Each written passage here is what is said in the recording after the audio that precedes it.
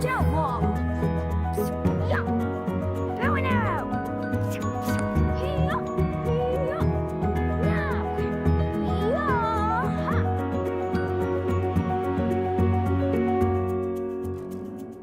You doing what now? Encoding, Dad. See, you use these commands to tell that little guy to do.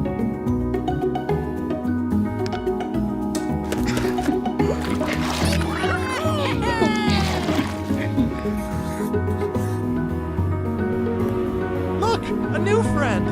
Let's show off our moves. What are you guys doing? He's dancing with the shark.